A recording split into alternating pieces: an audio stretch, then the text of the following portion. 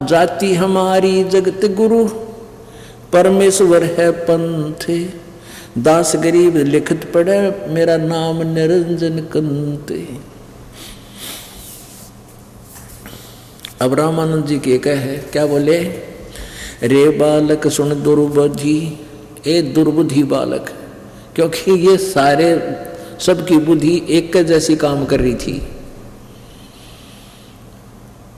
अब सभी परमात्मा को निराकार मानते थे, और विष्णु जी का उपासक रामानंद जी वो भी कहता है, रे मूर्ख, परमेश्वर कहता है कि तू अपने आप को भगवान कहता है, तेरा शरीर दिख है, तू तो साकार खड़ा है।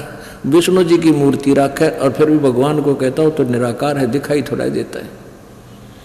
रे बालक सुन दुर्बुद्धि, घटमट तन आकार, दास गरीब दर्द लगा हो बोले सिरजनहार।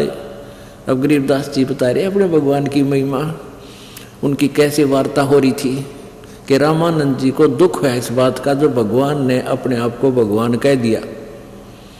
रे बालक सुन दुर्बुद्धि, घटमट तन आकार, दास गरीब दर्द लगा जब हो बोले सिरजनहार। तो कितनी गालियां दी रामानंद ने। तुम मोमन के पालवा, मोमन माने मुसलमान के, तुम मोमन के पालवा, तेरा जुल्हे के घर बासे, दास गरीब अज्ञान गति, तेरा इतना दृढ़ विश्वास है। तर्क तलु से बोलते ये रामानंद सुरज्ञानी, दास गरीब कुजात है ये आखिर नीच निदान। इतना अभद्र बोले रामानंद जी कि तू कुजात है। कुजात, कुजात माने जिसका निर्णय वेरा, इसकी माँ कौन है, इसका बाप कौन है। कहते हैं तू नीच है ना, इसलिए भगवान कहता अपने आप को कुजात, तेरे माँ का बेरा ना, तेरे बाप का बेरा ना, तू एक मुसलमान के घर में, मोमन के घर तेरा तू पाला गया, जुलाहे के घर में, और भगवान का अपने आप ने।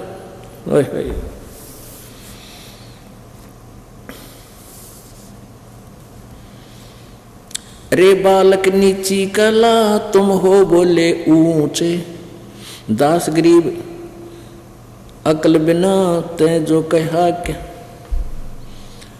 रे बालक सुन,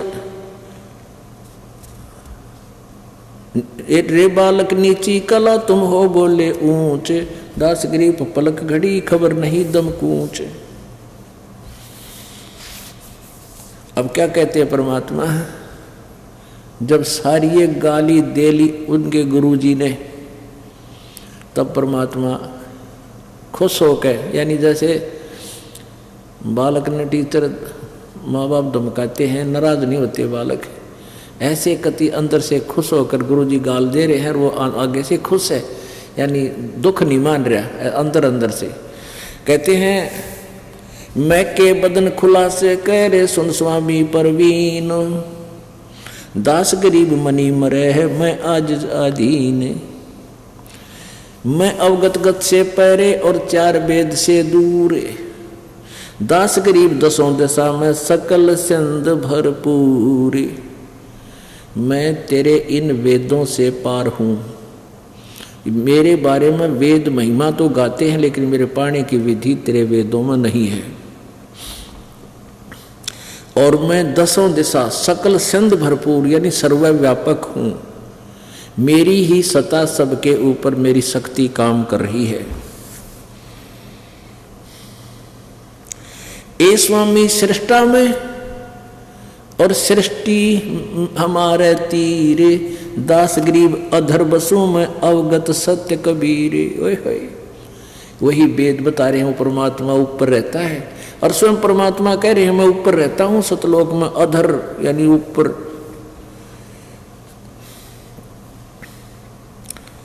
ए स्वामी सृष्टा में, अब 5 वर्ष का बालक है, ये बात बोल रहे, और वो मैं ऋषि पाक रहा 104 साल का। जब परमात्मा 5 वर्ष की लीला में शरीर दिखा रहे थे तो रामानंद जी 104 वर्ष के बूढ़े हो रहे थे, और 104 वर्ष में तो उसने अपने आप को भगवान मान लिया था। सारी दुनिया उनका समर्थन कर रही, सब उनको प्रणाम करा कि ये तो महर्षि हैं, बड़े महर्षि। और वो 5 वर्ष का बालक ये बोल रहा है कि ए स्वामी सृष्टा में, सृष्टा माने सारी सृष्टि का रचनहार, और सृष्टि मेरे तीर, ये पूरे सभी ब्रह्मांड मेरे ही आधार हैं। और दास गरीब अधर बसूं, ऊपर रहता हूं, अवगत सत्य कबीर। ओए होए, मेरे बारे में कोई नहीं जानता, जैसे किसी जिसकी गति को कोई नहीं जानता, वो मैं ऊपर रहता हूं और मैं सत कबीर हूं।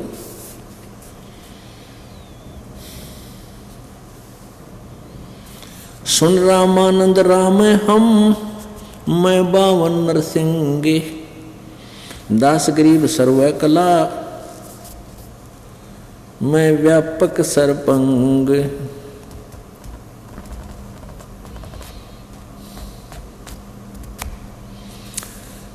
सुन रामानंद राम मैं, और मैं 52 नरसिंह, वो 52 बनकर मैं आया था विष्णु को, तो वैसे मैं तो दे रखा है।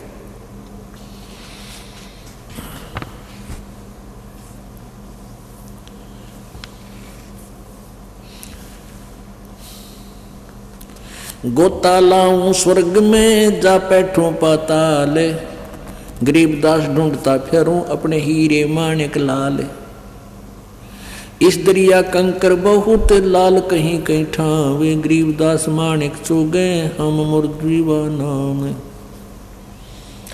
अब ये बात जब कही परमात्मा ने, कति करड़े सी छाती करके ठोक कर कही कि मैं परमात्मा हूं। अब बुद्धिमान व्यक्ति बहुत कुछ हिसाब ला लिया करते हैं, क्योंकि रामानंद जी बाल ब्रह्मचारी था और बचपन से ही परमात्मा के लिए घर त्याग दिया था। जिनको भगवान चाहिए वो बकवाद ना करा करें। फिर 104 साल की आयु होली, भगवान का कह का पता नहीं था उसने, उसका कुछ डर बढ़िया। भाई 5 वर्ष का बालक इनका कॉन्फिडेंस से कहता है कि मैं ऊपर रहता हूँ और इन 4 वेदों से भी मैं आगे हूँ, सारी सृष्टि का रचनहार मैं हूँ। तो कुछ सोचने पे विवश हुआ, कहने लगा बच्चा थोड़ी देर से डट जा, तेरे तो फिर बात करूँगा, मैं अपना नित्य नियम कर लूँ। वो प्रतिदिन की क्रिया में कर्मकांड करता था, एक काल्पनिक विष्णु जी की मूर्ति बनाता था। जैसे कर्मकांड में कैसे करते हैं, मूर्ति पत्थर की या पीतल की मूर्ति हो भगवान विष्णु की, ठाकुर जी की, और उसका श्रृंगार कराया करना सारा। पुराने कपड़े उतार देंगे, धोती कुर्ता कपड़ा छोटे छोटे वाले जितने, और ऊपर मुकुट, एक मणिये की कंठी माला। तो पहले कपड़े उतार देते हैं पहले दिन वाले, और नए कपड़े और ताजे पानी से नवा के, और उसके ऊपर सब कपड़े वगैरह पहना के, तिलक ला के और माला परा के मुकुट रख दिया करते हैं। तो उस दिन की वो पूजा बन गई कर्मकांड से।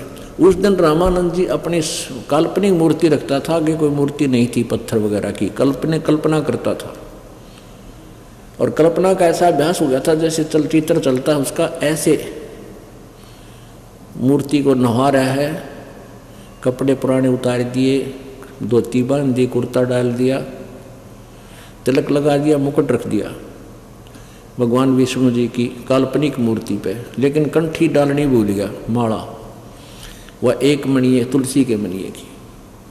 अब माला ना डाले तो पूजा खंडित, उस दिन की पूजा नहीं मानी जाती। और मुकुट रखने के बाद मुकुट नहीं उतार सकते उस दिन, मुकुट उतार दिया, पूजा खंडित। अब रामानंद जी ने सोचा आज तो माला डालनी भूल गया और मुकुट उतारा नहीं जा सकता अब।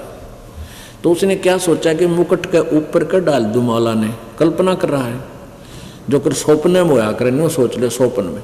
तो वो माला और मुकुट में माला फंस गई, नीचे ना आई। रामानंद जी सोच रहे हैं, माला उठा ली उल्टी, हे भगवान आज मुझसे कौन सी गलती होगी, आज तक यह भूल मेरा पे लगी नहीं थी, भगवान माफ़ करना। बहुत दुखी हो गया अंदर अंदर से, या आज भगवान रूस गया शायद मेरे तय, रुष्ट हो गए। तब परमात्मा बाहर खड़े थे, पर्दे से बाहर वो 5 वर्ष के परमेश्वर कबीर जी। परमेश्वर कबीर जी ने कहा कि स्वामी जी इस माला की गांठ खोल लो या गुंडी, और गुंडी खोल के फिर बांध दो, मुकुट नहीं उतारना पड़ेगा। अब रामानंद जी कित की गुंडी खोलने थे और कित की वह मुकुट उतारे थे, रखे थे। अब नो देखा भगवान खड़ा सामने, मेरे मन की बात बता दी, मैं कहाँ परेशान हो रहा था, और कोई साकार मूर्ति नहीं, पर्दा हटा के देख लिया वो।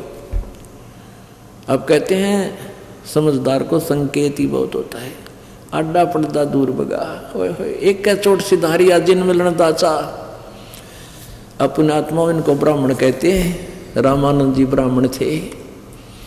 ब्राह्मण सोए जो ब्रह्म पछाणे, पंडित सोए जो पिंड की जाने। अब था मौका उस भगत के लक्षण ये होते हैं, उसने समाज नहीं देखा, लोक लाज नहीं करी। एक तो सामने खड़े थे सारे ब्राह्मण जो उसकी वाह वाह करया करते थे, जय जयकार करया करते, ब्राह्मण मानते थे। और एक तरफ भगवान खड़े। अगर एक दानक के बालक ने आज से 600 वर्ष पहले कोई ब्राह्मण सीने से लगावे तो पहाड़ टूट जाए उसके ऊपर है, लेकिन रामानंद जी ने कुछ नहीं सोचा, पहाड़ में जाओ ये समाज। भगवान जिसके लिए डले ढो रहा है सामने खड़ा, ऐसे बालक को सीने से लगा लिया और के कहने लगे, मन की पूजा तुम लखी, मुकुट माल परवेश, गरीब दास गति को लखे, तेरा कौन वर्ण क्या बेश। अब रामानंद जी ने कहे, भगवान आपने क्यों कर भगवान माना, कैसे पहचान सकती है दुनिया तू किस वर्ण यानी शूद्र वर्ण में और किस वेशभूषा में खड़ा एक छोटा सा बालक धोती कुर्ता पहरे। अब तने क्यों कर पहचाने दुनिया। मन की माला मन की पूजा तुम लखी, तुमने जानी, और मुकुट माल परवेश। गरीबदास जी कहते हैं, रामानंद जी ने बोले, गरीबदास गति कौन लखे, तेरा कौन वर्ण के वेश। ओए होए सीने से लगा लिया। अब पुण्यात्माओं, परमात्मा ने, वो सारे खड़े थे ना, सुन रहे थे प्रवचन, सबकी फड़क निकालनी थी। रामानंद जी को फिर थोड़ा सा छोड़ दिया ढीला। रामानंद जी ने सोचा, अब ये मुझे गुरु बता रहे हैं तो ये परीक्षा तो और ले लूँ, मैं गुरु कैसे बना इसका। तो उन्होंने पूछा, बच्चा यह बात तो मेरे समझ में आ गई, आप क्या करना चाहते हो। आप यही मुझे ये दिखाना चाहते थे कि तो आप परीक्षा लेना चाहते थे कि मैं भक्त हूँ या अभक्त, या तो आपने दया कर दिया अपने मेरे ऊपर। पर एक बात बताओ, मैंने आपको नाम कब दिया। फिर सारा बताया कि ऐसे ऐसे जब मैं आप नहाने के लिए गए थे गंगा के घाट पर, और मैं वहाँ लेटा हुआ था, आपकी खड़ाऊ मेरे सिर में लगी थी। रामानंद जी ने कहा, वो तो छोटा सा बालक था, 2-2.5 वर्ष का, आप तो नहीं हो सकते। आगे मैं ही था। कैसे था। परमात्मा ने दूसरा रूप, वहीं एक खाट थी किसी सेवक की चारपाई, उसके ऊपर एक 2.5 वर्ष के बालक का रूप धारण करके लेट गए कि देखो स्वामी जी सामने। ऐसा था मैं। अब उस रामानंद जी ने देखा 6 बार, ने देखा 6 बार, वो 10 साल के 5 वर्ष के की तरफ देखा, 6 बार 2.5 वर्ष की तरफ देखा। 2 रूप में दिखाई दिए। आंखें मल मल कर देख रहा, कहीं धोखा तो नहीं लग गया। इतने में वो 2.5 वर्ष का बालक उठा और 5 वर्ष के बालक में समा गया। तब रामानंद जी के समझ में आई, तेरा गजब हो, ये तो भाई। फिर सोचा कि और पूछ लूँ, कि मन बड़ा बदमाश है। कहने लगा, बच्चा मैं क्या नाम दे, मैं कि आपने कहा था कि आपने मेरे सिर पे हाथ रखा था, राम राम बोला था, मैंने आपने मंत्र दे दिया मेरे ती, राम का मंत्र दे दिया। तो स्वामी जी बोले कि बच्चा मैं राम नाम नहीं देता, राम राम जाप करने को नहीं देता। परमात्मा ने कहा कबीर जी ने कि आप ओम मंत्र देते हो। पुण्यात्माओं ये बताया नहीं जाता था मंत्र किसी को, केवल उपदेशी ही को दिया जाता है। उसको कहा जाता था, अब भी कहा जाता है कि तू किसी को और को नहीं बताना। राम राम तो उनका कोड वर्ड था, असली मंत्र ओम था। जैसे हम सतसाहिब तो कोड वर्ड है, असली मंत्र हमारा वो सतनाम और सारनाम ये अलग है। तो जब उन्होंने बता दिया ना ओम नाम है, वो तरह गजब हो गया। तब कहने लगा बच्चा मैं एक कंठी भी देता हूँ गले में डालने के लिए, वो कंठी है तेरे पास? वह नीचे से निकाल के दिखाई थी। यार ये गुरुजी आपने दी थी वहाँ। और जान गया वह किसकी कंठी है, तो बात और है। ने बोला बच्चा एक बार एकांत में बैठेंगे। चलो स्वामी जी गंगा के किनारे बैठ के फिर चर्चा करते हैं। अब ये मन बड़ा बदमाश से न्यों कह रामानंद जी बच्चा मैं तो समाधिस्थ होता हूँ, बचपन से ही जो ना समाधिस्थ होता हूँ और बहुत ऊपर तक पहुँच जाता हूँ। परमात्मा बोले चल पहुँच ऊपर की, कहाँ तक जाओगे? अब रामानंद जी का तो अभ्यास था डेली का, समाधिस्थ हो गया। ऊपर त्रिवेणी तिरकुटी पर जाकर 3 रास्ते हो जाते हैं।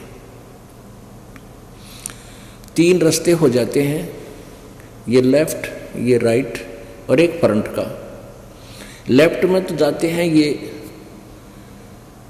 जो स्वर्ग आदि में जाते हैं, और राइट में जाते हैं ये 88,000 खेड़े और ये ध्रुव आदि के जो सप्तऋषियों के स्थान है। और सीधा ये ब्रह्मरंध्र है। इस ब्रह्मरंध्र का से इनसे नहीं खुलता। तो रामानंद जी यहाँ आकर रुक जाते थे। कहते हैं योग युक्त प्राणायाम कर और जीता सकल शरीर, और त्रिवेणी के घाट में वो अटक रहे, बल विरुष्ट आगे नहीं जाती थी उनकी वृत्ति सुरती, आत्मा वहां अड़ जाती थी। तो परमात्मा आगे ध्यान में दिखाई दिए उनको 5 वर्ष के बालक। जैसे फिर स्वप्ना सा हो जाता है। कहने लगे स्वामी जी ये इधर जो रास्ता है ना ये है तेरा, जब तेरी मृत्यु होगी तो आप इसमें जाओगे। आगे धर्मराज का लोक है, उसमें आपका अकाउंट होगा। आप फिर विष्णु लोक में जाओगे क्योंकि आप विष्णु को इष्ट मानते हो। वहाँ अपने पुण्यों को समाप्त करके फिर 84 लाख में वापस आओगे। और ये सीधा जो रास्ता है ये है ऊपर सतलोक जाने का, ब्रह्मलोक जाने का। ये तुम्हारे मंत्र से नहीं खुल सकता। जो परमात्मा ने कहा मैं सतनाम सुमन करता हूँ इससे खुलेगा। परमात्मा ने मन मन में श्वास से सुमन किया, वो खुल गया। अका जाए मेरे साथ। फिर 11वां द्वार पार करके ये 10वां द्वार खुल गया। फिर 11वां द्वार खोल के परब्रह्म के लोक में प्रवेश किया। फिर 12वां द्वार पार करके भवन गुफा पार करके सतलोक में गए। वहां क्या देखा कि परमात्मा कबीर जी सतपुरुष रूप में, अन्य रूप में, तेजो में, जिसके एक रोमकूप में करोड़ सूर्य करोड़ चंद्रमा मिला दे, इतना तेज है उस परमेश्वर की शरीर का। और बहुत बड़े सफेद गुम्मट के अंदर एक मुकुट, सफेद मुकुट धारण करके परमात्मा विराजमान है। तो नीचे जब कबीर जी 5 वर्ष के बालक जब साथ गए रामानंद के ऊपर, वहां से चवर उठा के अपने उस परमात्मा पर करने लगे। रामानंद जी ने सोचा कि ये है वो पूर्ण परमात्मा, परम अक्षर ब्रह्म, जो तख्त पर बैठा है, गद्दी पर बैठा है, सिंहासन पर विराजमान है। और कबीर जी यहाँ का कोई देव होगा। इतने में ओरिजिनल शरीर खड़ा हुआ, परमेश्वर खड़े हुए, और कबीर जी 5 वर्ष के बालक पूरे अनंत ब्रह्मांडों के कंट्रोलर के सिंहासन पर विराजमान हुए। और वो शरीर जो ओरिजिनल शरीर था, जो मालिक का रूप में थे परमात्मा, वो चंवर करने लगे 5 साल के बालक पे। रामानंद जी सोच ही रहा था यह कैसी अटपटी बात भाई, भगवान खड़े हो गए, इस बालक को बैठा दिया। उसी समय वो तेजो में शरीर उस 5 वर्ष के बालक कबीर जी में समा गए, और चंवर अपने आप घूम रहा ऊपर। तब परमात्मा ने कहा चल रामानंद जी नीचे जा। रामानंद जी की सुरती वापस आई, आत्मा वापस आई, शरीर से सामने सचेत हुआ, परमात्मा उसी रूप में सामने विराजमान है। 104 साल का वो अंडी पाक रहा था, वो विद्वान बना फिर था, चरण पकड़ दिए भगवान की, रोआ बुरी तरह बालक की तरह। ओए होए।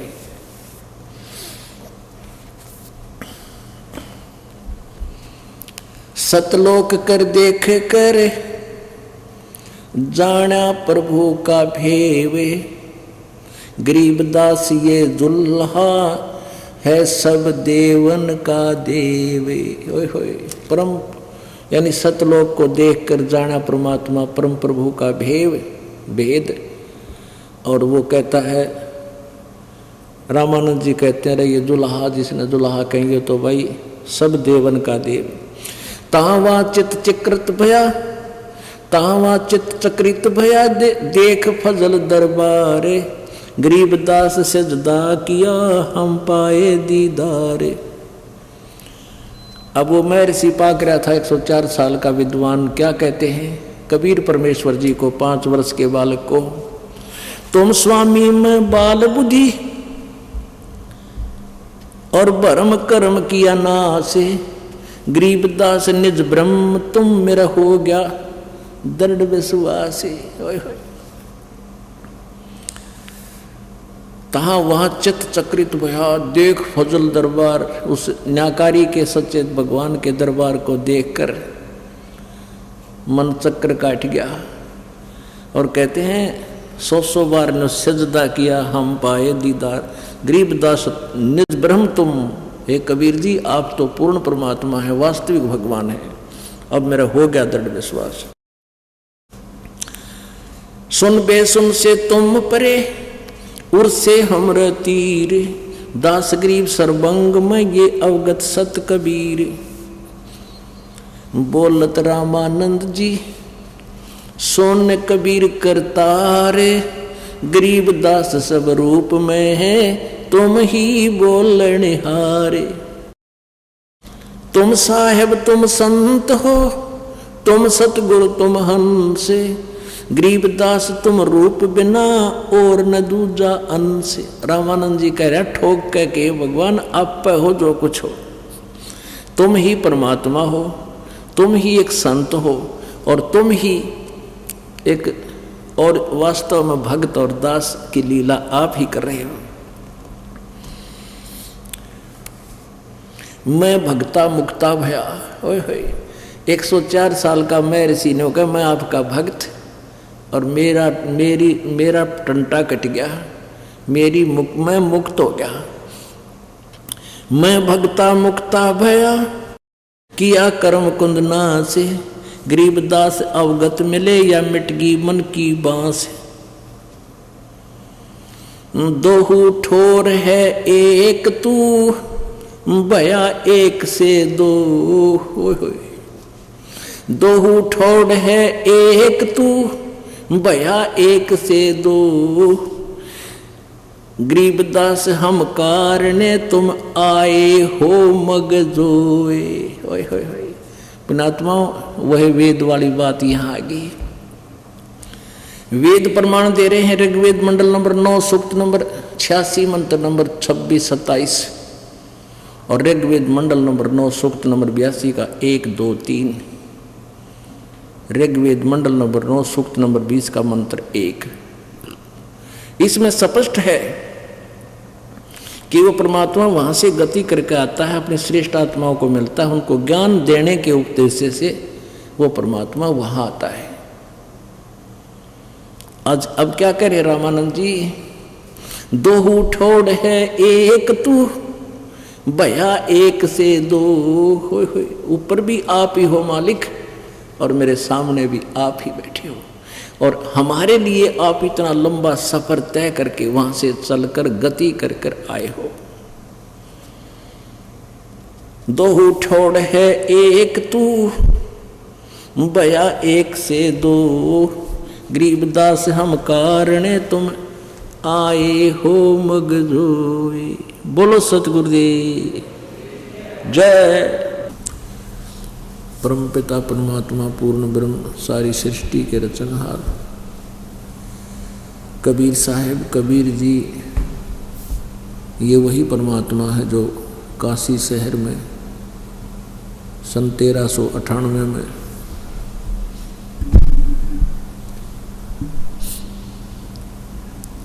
संवत 1455 ज्येष्ठ उतरते की पूर्णमासी को सुबह ब्रह्म मुहूर्त के अंदर एक लहर तारा नामक तालाब के अंदर विकसित कमल के फूल पर शिशु रूप धारण किया था। इनको फिर नीरू नीमा नाम के एक जुलाहा पति पत्नी उठा ले गए थे। वो निसंतान थे। परमात्मा की परवरिश जुल्हाए के घर होने से आगे चलकर वे अपने नियमानुसार, अपने कर्तव्य कर्म के अनुसार जिस उद्देश्य से वो आते हैं, वो एक जीवन एक जनसाधारण जैसा अपने हाथों से कार्य करके निर्वाह करते हुए व्यतीत करते हैं। वो हमारे लिए एक उदाहरण पेश करते हैं। उस उद्देश्य से वो परमात्मा फिर बड़े होकर के जुल्हाए का कार्य करने लगे, जिससे फिर जुल्हा नाम से, धाणक नाम से प्रसिद्ध हुए। ऋग्वेद मंडल नंबर 1 सूक्त नंबर 31 और मंत्र नंबर 17 में ये स्पष्ट किया हुआ है कि वो परमात्मा सशरीर है, मनुष्य की तरह, मनुष्य जैसा है, और यहाँ अपना अन्य रूप धारण करके एक मनुष्य की तरह कार्य करके अपना जीवन निर्वाह करता है। तो वही लीला परमात्मा ने पहले की हुई थी, जो आज वेदों ने उसको सेकंड किया, वेदों ने आज उसका समर्थन किया। तो इससे सिद्ध है कि Kabir is God, Kabir is complete God. परमेश्वर कबीर जी पूर्ण परमात्मा है, कंप्लीट गॉड। अब गॉड तो अन्य भी हैं, जैसे ब्रह्मा जी गॉड माने स्वामी, प्रभु। जैसे ब्रह्मा विष्णु महेश जी एक ब्रह्मांड में एक एक विभाग के गॉड हैं, प्रभु हैं, स्वामी हैं। रजगुण विभाग के ब्रह्मा जी, सतगुण विभाग के विष्णु जी, तमगुण विभाग के शिव जी, ये भी गॉड हैं, लेकिन ये कंप्लीट गॉड नहीं है।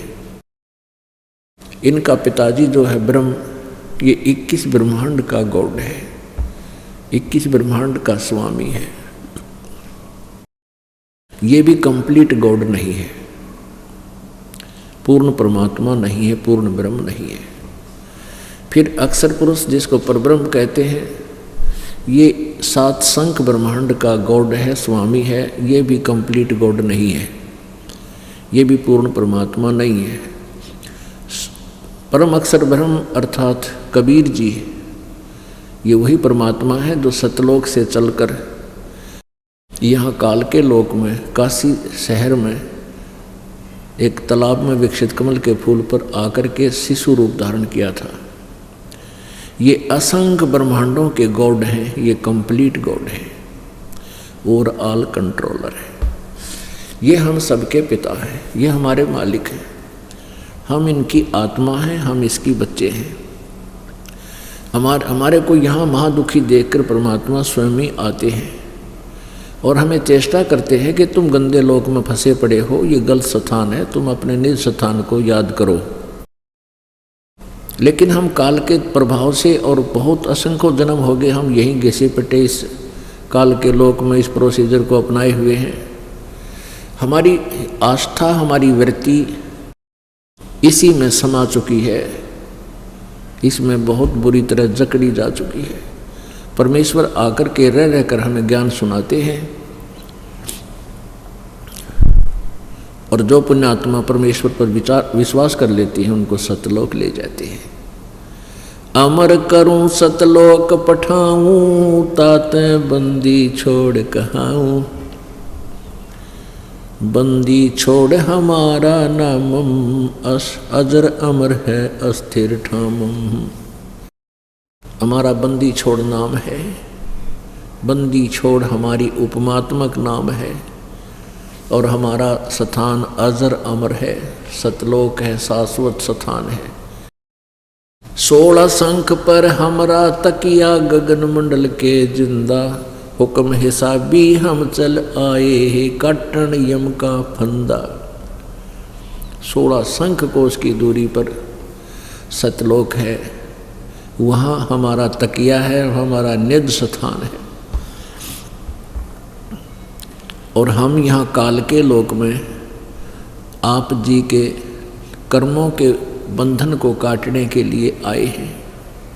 इसलिए अमर करूं, यानी जन्म मरण से सदा के लिए पीछा छुटवा दूं, अमर करूं सतलोक पठाऊं, इसलिए मैं बंदी छोड़ कहाँ, यानी कर्मों के बंधन को परमेश्वर कबीर जी ही काट सकते हैं। इसलिए वो कहते हैं, इसलिए मुझे मैं बंदी छोड़ कहलाता हूँ। पृथ्वी पर किसी के आगे पीछे कभी भी बंदी छोड़ नहीं लगा। एक समय हमने एक गुरुद्वारा देखा जिसमें लिखा था बंदी छोड़ गुरुद्वारा। वो गुरु गोविंद सिंह जी के बारे में लिखा हुआ था कि उसने कुछ राजाओं को, जो किसी एक राजा ने बंद कर रखे थे, उनके साथ झगड़ा करके उनको छुटवा दिया था। तो ऐसे ये अलग टाइप के बंदी छोड़िए, तो बंदी यानी कैदियों को छुटवा दिया, और ये काल के लोग से छुटवाएंगे, ये वो बंदी छोड़े। तो इसलिए थोड़ा डिफरेंशिएट करना पड़ता है।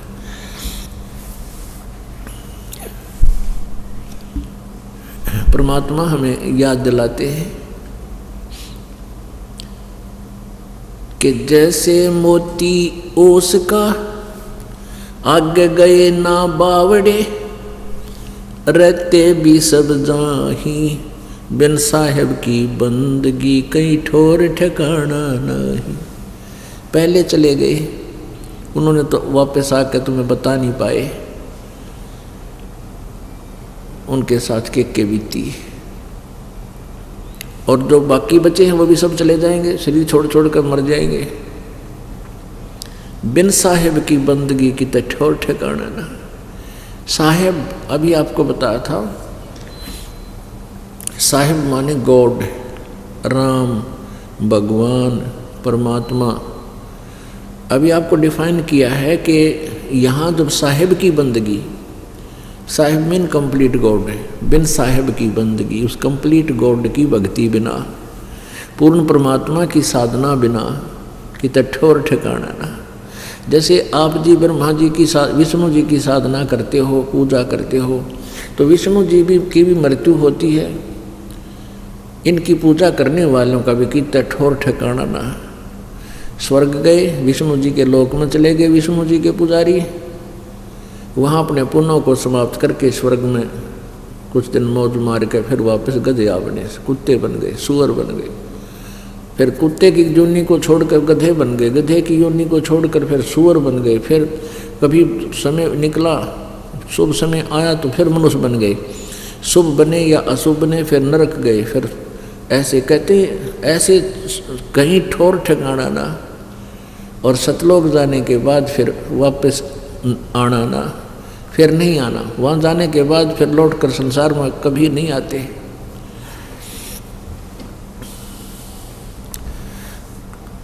गीता जी, श्रीमद् भगवत गीता अध्याय नंबर 15 के श्लोक नंबर 1 से 4 में और 16-17 में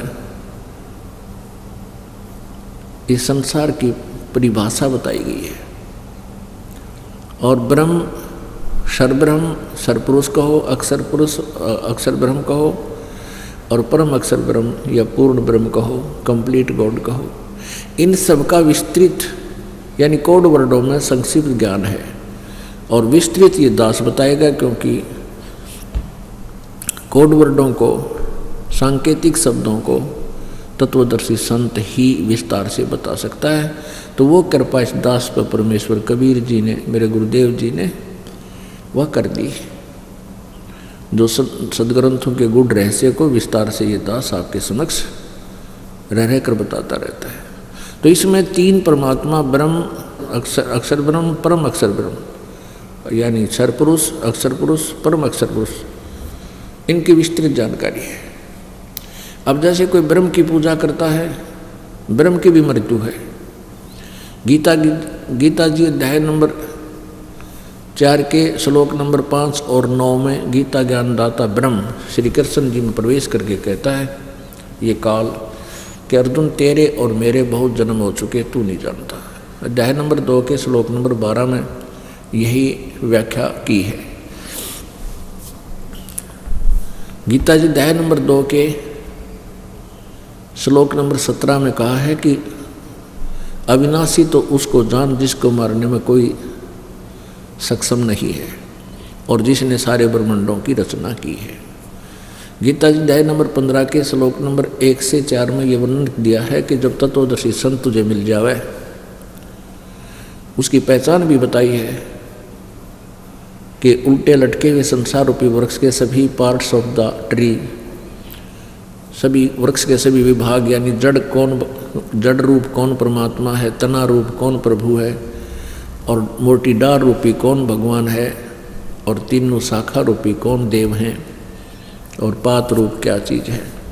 तो ये विस्तार से जो बताता है स वेदविद, वह वेद के तात्पर्य को जानने वाला है, अर्थात वो तत्वदर्शी संत है। वो कोड वर्डों को, सांकेतिक शब्दों को पूरी तरह समझता है। उसके पश्चात उस परमपद परमेश्वर, उसके पश्चात यानी तत्वदर्शी संत मिल जाए, उससे प्राप्त ज्ञान के आधार से उस परमेश्वर के उस परमपद की खोज करनी चाहिए, जहाँ जाने के बाद प्राणी कभी लौटकर संसार में नहीं आते। और जिसने सारे ब्रह्मांडों की रचना की है, जो कंप्लीट गॉड है।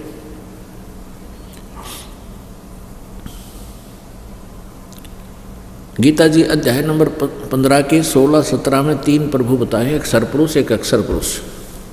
ये 16वें श्लोक में 15वें अध्याय के, इसमें वर्णन किया है कि ये 2 प्रकार के भगवान हैं, एक सरपुरुष, एक अक्षर पुरुष। और ये दोनों इनके लोकों में, इस सरपुरुष के यानी ब्रह्म के 21 ब्रह्मांडों में, अक्षर पुरुष यानी परब्रह्म के 7 संग ब्रह्मांडों में सभी प्राणी नाशवान हैं, और ये स्वयं भी नाशवान है। अब कैसे, जैसे श्री शंकर भगवान भी नाशवान है। फिर 17वें श्लोक में 15वें अध्याय के गीता जी में कहा है कि उत्तम पुरुष है तू अन्य परमात्मा इति उदाहरते है, यानी पुरुषोत्तम वो श्रेष्ठ परमात्मा परम अक्षर ब्रह्म तो और है, इन दोनों से न्यारा है जिसको परमात्मा कहा जाता है। यह लोक त्रयम् आविश्य विभर्ति अव्यय ईश्वर है, जो तीनों लोकों में प्रवेश करके सबका धारण पोषण करता है, वो वास्तव में अविनाशी परमात्मा है। जैसे एक ब्रह्मा, अब यहाँ थोड़ा कंसेप्ट क्लियर करना पड़ेगा कि ब्रह्मा भी नाशवान है, विष्णु भी नाशवान है, और शिव जी भी नाशवान है। ये अजर अमर नहीं है। और तब ये ज्ञान आपके हृदय में ये पक्का दस जाएगा कि जो दास तो बता रहा है ये कोई दंत कथा नहीं है, ये अपने सदग्रंथों में लिखा हुआ है, इनकी जीवनी में लिखा हुआ भगवानों की। तो फिर ये आगे कंसेप्ट आसानी से क्लियर हो जाएंगे जो दास बताना चाहता है आज के सत्संग में। सुनिए, देखिएगा, श्रीमद् देवी भागवत सचित्र मोटा टाइप, केवल हिंदी। ये गोरखपुर से प्रकाशित है। श्रीमद् देवी भागवत, संपादक हनुमान प्रसाद पोदार, चिमनलाल गोस्वामी।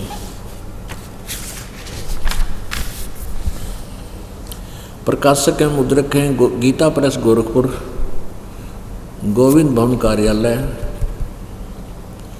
कोलकाता का संस्थान। इसके 123 पृष्ठ पर देखेंगे।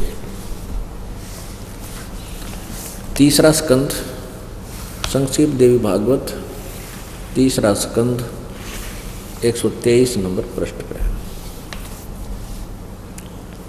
अब यहाँ देखिएगा, भगवान विष्णु जी अपनी माता दुर्गा की स्तुति कर रहे हैं। तुम शुद्ध स्वरूपा हो, ये सारा संसार तुम्हीं से उद्भासित हो रहा है। मैं ब्रह्मा और शंकर हम सभी तुम्हारी कृपा से विद्यमान है। हमारा, विष्णु जी कह रहे हैं, हमारा आविर्भाव माने जन्म और तिरोभाव माने मृत्यु हुआ करता है। हमारा तो जन्म और मृत्यु होता है, केवल तुम ही नित्य हो, जगत जननी हो, प्रकृति और सनातनी देवी हो। सिद्ध हो गया ब्रह्मा विष्णु महेश नासवान है। शंकर भगवान बोले देवी, यदि महाभाग विष्णु तुम ही से प्रकट हुए हैं तो उनके बाद उत्पन्न होने वाले ब्रह्मा भी तुम्हारे ही बालक हुए। फिर मैं तमोगुणी लीला करने वाला शंकर क्या तुम्हारी संतान नहीं हुआ? अर्थात मुझे भी उत्पन्न करने वाली तुम ही हो शिवे। संपूर्ण संसार की सृष्टि करने में तुम बड़ी चतुर हो। इस संसार की सृष्टि स्थिति और संहार में तुम्हारे गुण सदा समर्थ हैं।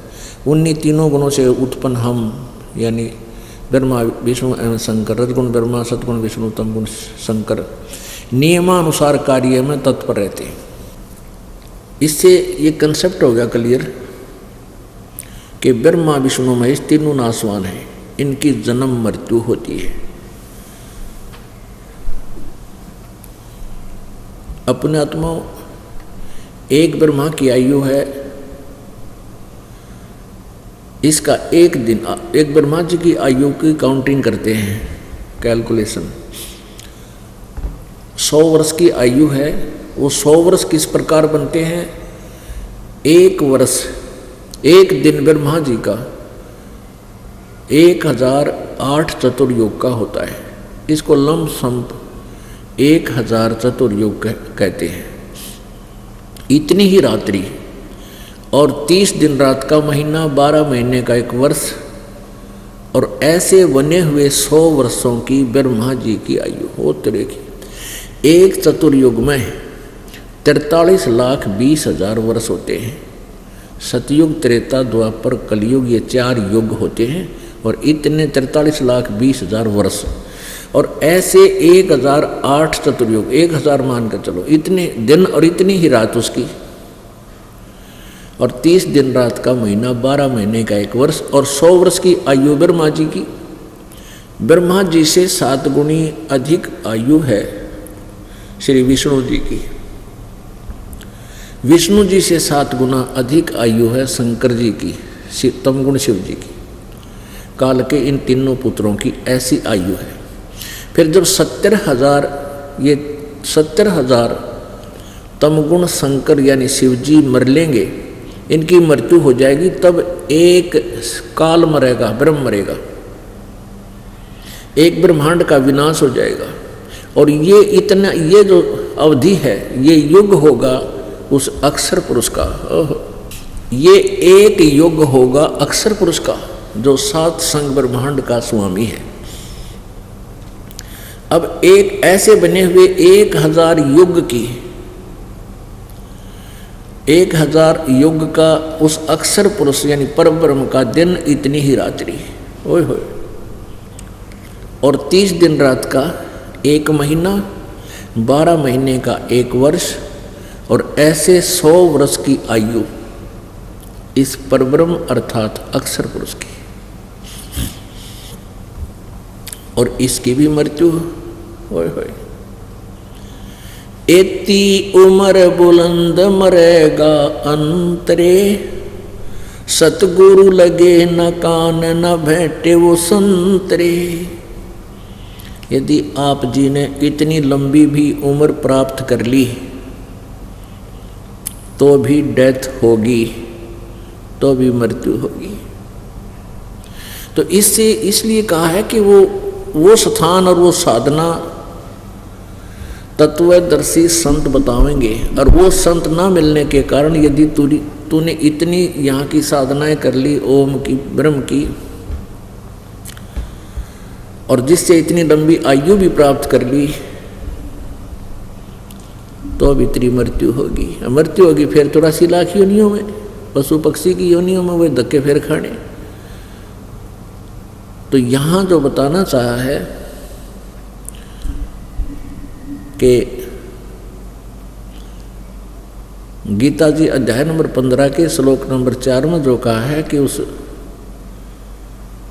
उसके पश्चात तत्वदर्शी संत मिलने के पश्चात परमेश्वर के उस परम पद की खोज करनी चाहिए जहां जाने के बाद फिर लौटकर संसार में प्राणी कभी नहीं आते, यानी पूर्ण मोक्ष प्राप्त होता है, अमर हो जाते हैं। तो वो अमर परमात्मा स्वयं कबीर जी हैं, जो इस कलयुग के अंदर एक जुलाहे की भूमिका करके 120 वर्ष तक एक जनसाधारण का जैसी क्रियाएं और एक तत्वदर्शी संत की भूमिका और एक अच्छे सुयोग्य शिष्य की भूमिका भी वही करके चले गए। हमारे लिए उदाहरण छोड़ के गए कि आप जी ने परमात्मा पाने के लिए इस तरह अपनी जो है जीवन शैली बनानी पड़ेगी। तो परमात्मा हमें क्या बताते थे, आगे गए ना बावड़े ये रहते भी सब जान, बिन साहिब की बंदगी कहीं ठोर ठिकाना ना, जैसे मोती ओस का ऐसी तेरी आवे, कहें कबीर करो बंदगी वही बहुर न ऐसा दावे। ये मानव शरीर एक दाव लगता है भक्ति करने का, ना तो कुत्ते गधे सुअर अन्य प्राणियों के शरीरों में हम भक्ति नहीं कर सकते, केवल अपना कर्म ही भोगते हैं।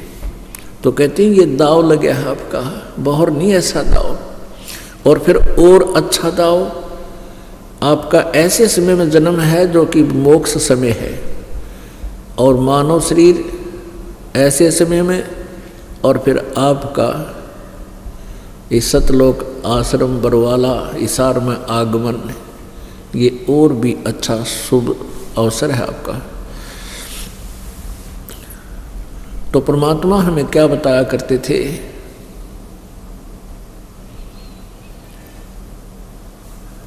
कि मानुष जन्म पाके नहीं रटे हरि नाम, जैसे कुआं जल बिना फिर बनवाया क्या काम।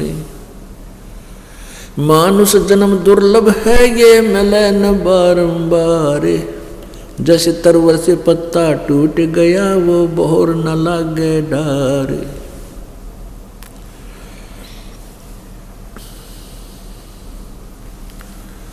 राम रटत कोढ़ी भलो चू चू पड़े जो चाम, यानी सत्य नाम सच्चे नाम की विधिवत साधना करने वाला चाहे कोई महारोगी भी है और सबसे भयंकर रोग कुष्ठ रोग होता है, उसका सारे शरीर में पीप चलती रहती है, कहते हैं ऐसा भी कोई भक्त हो और उसने नाम ले लिया हो, कहते हैं राम रटत कोढ़ी भलो चू चू पड़े जो चाम, ये सुंदर शरीर किस काम का जा मुक नाही नाम।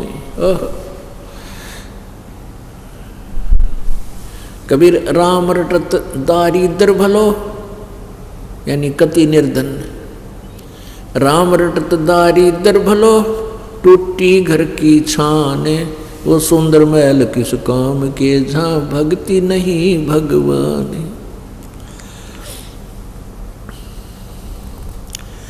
परमात्मा कबीर परमेश्वर जी अपनी महिमा आप पर बताने के लिए आते हैं।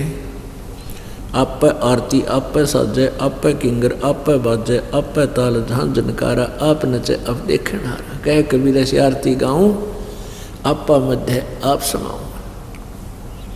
आप ही वो दास बनते हैं, आप ही एक तत्वदर्शी संत बनते हैं, और परमात्मा तो वो है ही है, और आप ही एक अच्छे नागरिक की भूमिका करते हैं। वो एक उदाहरण देकर जाते हैं कि जैसे मैंने या रहने अपना जीवन निर्वाह किया, आप भी इसी तरह रखो। आप इस माया के पीछे घने अंधे मत हो। आप परमात्मा विश्वास रखो, सद्भक्ति करते रहो, जैसे मालिक रखे इसमें अपनी उसकी रजा में राजी रहो। फिर आपके जीवन में सुख देखना कितने होंगे। इस माया से बचने के लिए हमने अपने जो कुरीतियां बढ़ा ली हैं इनको कम करना पड़ेगा। एक तो ब्याह शादी में बकवाद ये बंद करनी पड़ेगी। बेमतलब का दहेज देना एक रिवाज ये बंद करनी पड़ेगी। क्योंकि एक विश्वास रखो कि परमात्मा ने जो बच्चे की किस्मत में लिखा है वही मिलेगा। यदि आप जी अपने बच्चे को पैसे ज़्यादा दे देते हो, को दहेज दे देते हो और उसके आगे भाग्य में है नहीं तो आगे और घर में कोई और नुकसान हो जाएगा। और फिर ससुराल वाले भी घने लालची बन जाएंगे। पता नहीं क्या कष्ट बहन बेटियों को दिए जाते हैं, बहुत जुल्म हो रहा है, ये बंद करना पड़ेगा। परमात्मा ने सबसे पहला दहेज अपनी बेटी को नाम दिला दो, और जब परमात्मा साथ हो जाएगा अपनी पुत्री के, और फिर देखना उसके सुख। परमात्मा की भक्ति करने वाली बेटी देखना जाकर अगले उसमें परिवार में या तो परिवार नाम ले लेगा, और नहीं जब उसको तंग करेंगे तो उनका बक्कल तार देगा परमात्मा। ये सत्य मान लेना। लेकिन अगर बेटी में पूरी श्रद्धा और भगवान की भक्ति है और भाग्य में ना है तो लिख देगा ये वो परमपिता परमात्मा है। तो हम क्यों डरे डोएं? हमने रिवाज बना रखी है कि 30 अगले के 30 कपड़े देने हैं, इतने 20 कंबल लेने हैं, और वो फिर गरीब अमीर तो ला दे, चलो उसने 2 नंबर के धंधे कर रखे, बकवाद गढ़ रखी, गरीब कहाँ से लाओगा? वो फिर रीस करेगा कहते तेरी बेटी का दिल दुख जा। वो फिर फॉर्मेलिटी पूरी करते हैं और वो लाओगे जो 100 रुपया के 20 के वो कितना काम आओ नहीं आइटम पूरे करने पड़े, क्या तो कोई है इसका। तो हमने इस तरह इसको उल्टा हटना। यदि आप भगवान चाहते हो, भगवान उसी समय मिलेगा जब माया के पीछे हम कम भागेंगे। अब हम 90% समय माया जोड़न में लाते हैं और 10% समय हम वैसे बर्बाद किया करते थे। अब शुरुआत जब होती है आप जी की, आपका 10% समय ही मालिक के चरणों में प्रारंभ होता है। फिर धीरे धीरे आपको ज्ञान चला जाता है, फिर 50-50 हो जाता है। और कुछ दिनों में जब परमात्मा की कृपा होती चली जाएगी, आपको ज्ञान हो जाएगा, फिर तो 80-20 हो जाएगा। और 80-20 होने पर ही हम सतलोक जा सकेंगे। क्योंकि 20% तो यहाँ संसारिक कार्य मालिक ने अलाउड कर ही रखे हैं, इसमें करना ही पड़ेगा। इल्ले से रजक होता है, यानी परमात्मा की मदद फिर करता है कोई कारण बना के।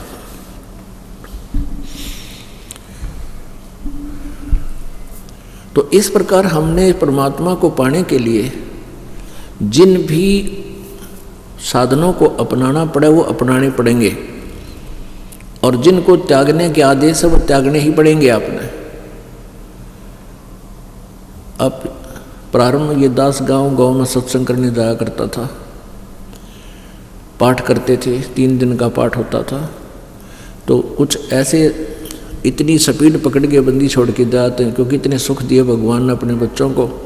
तो इतने पाठ हो गए कि डेली पाठ हो गया। शुरुआत में कुछ दिनों के बाद, यानी प्रतिदिन 1 पाठ का भोग लगता था। तो अगले गांव में हम पहुंच जाते थे, वहाँ प्रारंभ उसी दिन पहुंच जाते थे, नेक्स्ट दिन हम स्टार्ट करते थे, प्रकाश करते थे।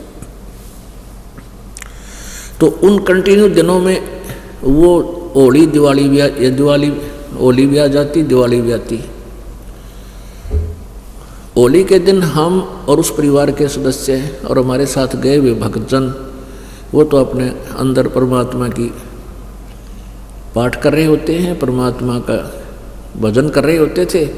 और वो बाकी जो बौड़ी आत्माएं हैं, लट्ठा लेकर कोरडा हो आ गया मोर मोर, और ये सब लाल मुँह कर ले बांदर के सा, कि दारू पी गया, कोई गाड़ में पड़ा है, कोई गारा में पड़ा, कोई रेते में लौट रहा, बंदर से मुँह करे अंडे। और वो टाइम वेस्ट करने वाली बात, अब खाम खा बकवाद। होली के ऊपर फिर बम पटाख के छोड़ दें, किसी का हाथ जल जा, किसी की आँख जल जा, कि तो आग लग जा, 100 बिरान माटी। तो उनता हमारा पीछा छूटा। क्योंकि रुचि कोई ना बने। एक भक्त ने नाम ले रखा था, एक भक्त ने नाम नहीं ले रखा था, फिर नाम लेने आया। वो कहने लगा जी, उससे कहा भी ये त्योहार नहीं मनाने। ने बोला जी महाराज अब को ना मन दे। कैसे ना मनते कि 6 साल हो गया हमने ना होली मनाई है ना दिवाली। ऐसी घटना घटती है त्योहार के आसपास, या तो कोई बटेऊ मर जाएगा, या बहन मर जाती है, या घर में कोई घर का ही सदस्य की मृत्यु हो जाती है। 6 साल हो गए हमारा दिवाली नहीं मनाई। तो यहाँ परमात्मा कहते तुम इन फिर बकवादा में पाए क्यों? तो ऐसे बूढ़े लोक में आज लड़का हुआ खुशी मनाई, साल पाछा मर गया टक्कर मारी, क्या की खुशी मनावे? नानक साहिब जी कहते थे ना जाने काल की कर डारे किस विध डल जा पासावे, और जिना ते सरते मौत खुड़क दी उन्होंने केड़ा हंसावे। एक विवाह की दास्तां पेपर में, न्यूज़पेपर में आई थी। डीजे डैजे ला कर सारा, जैसे विवाह से पहले दिन अगले दिन बारात जाती है,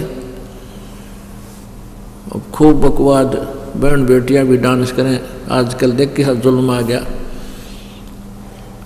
हमने तो कभी नहीं देखा था बहन बेटियों को ऐसे सरेआम बकवाद करते हुए, जैसा अब आग लगी वैसे ही नाचा करती। वो भी कोठों के अंदर गुप्त स्थानों पर ना धमका दिया करते उनको।